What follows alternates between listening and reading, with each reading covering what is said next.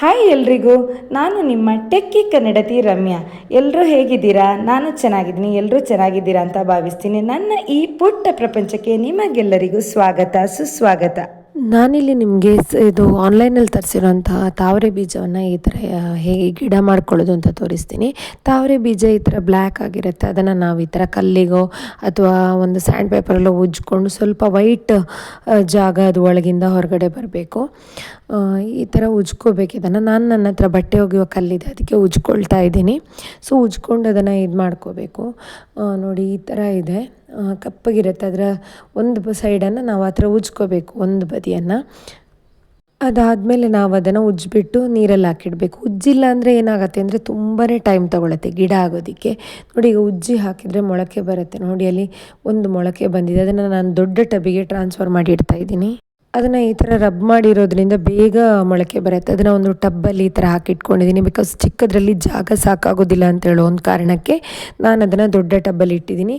ಅದಾದಮೇಲೆ ಅದನ್ನ ನಾವು ಇದು ಎಲೆ ಎಲ್ಲ ಬಂದಮೇಲೆ ಪಾಟ್ ಮಾಡಬೇಕಾಗತ್ತೆ. ಈಗ ಇದರಲ್ಲಿ ರೂಟ್ಸ್ ಬಂದಿದೆ ನೋಡಿ, ಈ ಥರ ರೂಟ್ಸ್ ಬಂದಿದೆ. ಇದರಲ್ಲಿ ರೂಟ್ಸ್ ಬಂದಿದ್ದನ್ನು ಪ್ಲ್ಯಾಂಟ್ ಮಾಡಬೇಕು ನಾವು ಅಷ್ಟೇ. ತಾವರೆ ಎಲೆ ಕೂಡ ಬಂದಿದೆ ಕೆಲವೊಂದರಲ್ಲಿ. ರೂಟ್ಸ್ ಬಂದಿದ್ದನ್ನು ಪ್ಲ್ಯಾಂಟ್ ಮಾಡಲೇಬೇಕು, ಇಲ್ಲಾಂದರೆ ಅದು ನಮಗೆ ಚೆನ್ನಾಗಿ ಇದು ಕೊಡಲ್ಲ, ಫ್ಲವರ್ ಕೊಡಲ್ಲ. ಈಗ ಆಲ್ರೆಡಿ ಬಂದಿರೋದನ್ನು ಚೆನ್ನಾಗಿ ರೂಟ್ಸ್ ಬಂದಿರೋದನ್ನು ನಾವು ಪ್ಲ್ಯಾಂಟ್ ಮಾಡೋಣ. ಆಲ್ರೆಡಿ ಮಣ್ಣು ಹಾಕಿ ನೀರು ಕೂಡ ಹಾಕಿ ರೆಡಿ ಮಾಡ್ಕೊಂಡಿದ್ದೀನಿ ಪಾಟ್. ಸೊ ಹಾಗಾಗಿ ನಾನು ಇದ್ರ ಕೆಳಗಡೆ ಕೆಸರಿದೆ, ನಿಮಗೆ ಕಾಣಿಸ್ತಾ ಇರ್ಬೋದು. ಸೊ ನಾನಿವಾಗ ಇದನ್ನು ಪ್ಲ್ಯಾಂಟ್ ಮಾಡ್ತಾ ಇದ್ದೀನಿ. ಈ ಥರ ಪ್ಲ್ಯಾಂಟ್ ಮಾಡ್ಕೊಳ್ತಾ ಇದ್ದೀನಿ. ಇದನ್ನು ಕೆಸರಲ್ಲಿ ತಾವರೆ ಆಗೋದಲ್ವ, ಹಾಗಾಗಿ ನಾನು ಈ ಥರ ಪ್ಲ್ಯಾಂಟ್ ಮಾಡ್ಕೊಳ್ತಾ ಇದ್ದೀನಿ. ನೋಡೋಣ ಹೇಗೆ ಬರುತ್ತೆ ಅಂತೇಳಿ. ಸೊ ಇನ್ನೂ ಒಂದಿದೆ, ಇದನ್ನು ಒಂದು ಕಡೆ ಪ್ಲ್ಯಾಂಟ್ ಮಾಡ್ಕೊಳ್ತಾ ಇದ್ದೀನಿ ನಾನು. ಸೊ ಹೀಗೆ ಪ್ಲ್ಯಾಂಟ್ ಮಾಡಿಕೊಂಡೆ. ಇದರಲ್ಲೂ ಎಲೆ ಬಂದುಬಿಟ್ಟಿದೆ. ಹಾಗಾಗಿ 3 ಗಿಡ ಪ್ಲ್ಯಾಂಟ್ ಮಾಡಾಯಿತು. ಇನ್ನೊಂದರಲ್ಲಿ ಎಲೆ ಬರಬೇಕಷ್ಟೇ, ರೂಟ್ ಬಂದಿದೆ. ಎಲೆ ಜಸ್ಟ್ ಓಪನ್ ಆಗಲಿ ಆಮೇಲೆ ಮಾಡೋಣ. ಬಟ್ ಇದನ್ನು ನೀರು ಚೇಂಜ್ ಮಾಡಿ ಇದರಲ್ಲೇ ಹಾಕಿ ಇಡೋಣ. ನಾವು ಪ್ಲ್ಯಾಂಟ್ ಮಾಡಿ ಸ್ವಲ್ಪ ಟೈಮ್ ಬೇಕಾಗತ್ತೆ ತಾವರೆ ಗಿಡ ಬರೋದಕ್ಕೆ. ಸೊ ತಾವರೆ ಹೂ ಆಗೋದಕ್ಕೆ ಗಿಡ ಬೆಳಿಬೇಕದು ಚೆನ್ನಾಗಿ. ಇನ್ನು ಹೂ ಆದಾಗ ನಿಮಗೆ ಖಂಡಿತ ತೋರಿಸ್ತೀನಿ. ಈಗ ನಾನು ಬಾಳೆಕಾಯಿ ಇತ್ತು, ಹಾಗಾಗಿ ಅದರ ಮಂಚೂರಿಯನ್ ಮಾಡೋದು ಹೇಗೆ ಅಂತ ತೋರಿಸ್ತೀನಿ. ಬಾಳೆಕಾಯಿಯನ್ನು ಈ ಥರ ಕದಳಿ ಬಾಳೆಹಣ್ಣು, ಏಲಕ್ಕಿ ಬಾಳೆಕಾಯಿ ಆಯಿತಾ, ಕದಳಿ ಅಂತ ಹೇಳ್ತಾರೆ ನಮ್ಮೂರಲ್ಲಿ. ಅದನ್ನು ಈ ಥರ ತೆಕ್ಕೊಳ್ಬೇಕು. ಹೊರಗಡೆಯಿಂದ ಒಂದು ಲೇಯರ್ ತೆಕ್ಕೊಂಡು ಅದನ್ನು ಈ ಥರ ತುರ್ಕೋಬೇಕು ನಾವು.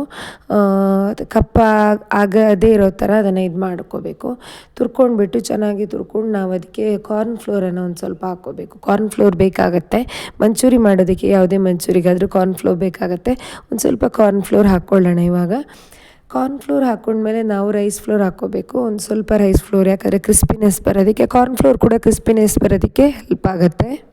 ಇದೆಲ್ಲ ಹಾಕಾದ್ಮೇಲೆ ಒಂದು ಸ್ವಲ್ಪ ಅಡುಗೆ ಅಂತ ಆದಮೇಲೆ ಒಂದು ಸ್ವಲ್ಪ ರುಚಿಗೆ ತಕ್ಕಷ್ಟು ಉಪ್ಪನ್ನು ಹಾಕಲೇಬೇಕು, ಇಲ್ಲಾಂದರೆ ಅದು ಅಡುಗೆ ಅಂತ ಇದಾಗಲ್ಲ. ಸ್ವಲ್ಪ ಇಂಗು, ಹಾಗೆ ಒಂದು ಸ್ವಲ್ಪ ಜೀರಿಗೆ, ಸ್ವಲ್ಪ ಗರಂ ಮಸಾಲ ಎಲ್ಲ ಹಾಕ್ಕೊಳ್ಬೇಕು. ಒಂದು ಸ್ವಲ್ಪ ಅರಿಶಿನ ಪುಡಿ, ಒಂದು ಸ್ವಲ್ಪ ಅಚ್ಚ ಖಾರದ ಪುಡಿ ಹಾಕ್ಕೋಬೇಕು.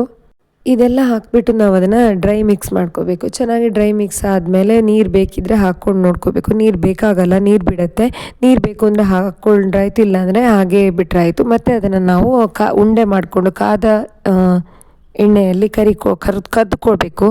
ಇದು ಸ್ವಲ್ಪ ಡೀಪ್ ಫ್ರೈ ಆಗಬೇಕು, ಯಾಕಂದರೆ ಬಾಳೆಕಾಯಿ ಚೆನ್ನಾಗಿ ಬೆಂದ್ರೇ ಚೆನ್ನಾಗಿರೋ ಅಂಥದ್ದು. ತುಂಬಾ ಡೀಪ್ ಫ್ರೈ ಮಾಡ್ಕೋಬೇಕು. ಇದನ್ನು ಯಾವ ಅಡುಗೆ ಎಣ್ಣೆಯಲ್ಲಿ ನೀವು ಕರಿತೀರಾ ಅದೇ ಎಣ್ಣೆಯಲ್ಲಿ ಕರೆದ್ರಾಯಿತು. ಬಾಳೆಕಾಯಿ ಮಂಚೂರಿ, ಈಗ ನಾವು ಗೋಬಿ ಮಂಚೂರಿ, ಬೇಬಿ ಕಾರ್ನ್ ಮಂಚೂರಿ ಎಲ್ಲನೂ ಮಾಡ್ತೀವಿ, ಅದೇ ಥರ ಬಾಳೆಕಾಯಿ ಮಂಚೂರಿ ಕೂಡ ತುಂಬಾ ಟೇಸ್ಟಿಯಾಗಿರುತ್ತೆ. ನೀವು ಇದನ್ನು ಖಂಡಿತ ಟ್ರೈ ಮಾಡ್ಬೋದು. ಸೊ ಈ ಥರ ಇದನ್ನು ಕರಿಬೇಕು ಚೆನ್ನಾಗಿ. ಇದು ಕೆಂಪಗಾಗಬೇಕು, ಕರಿದು ಎಲ್ಲನೂ ಕೆಂಪಗಾಗಬೇಕು, ಅಲ್ಲಿವರೆಗೂ ಇದನ್ನು ಕರಿಬೇಕು ಆ್ಯಕ್ಚುಲಿ.